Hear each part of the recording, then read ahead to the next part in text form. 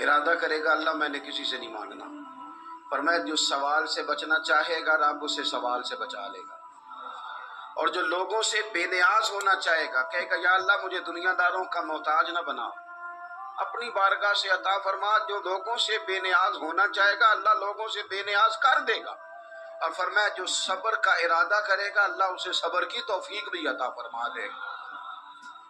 ارادہ تو کرے، پروگرام تو بنائے، توفیق تو اللہ دے گا۔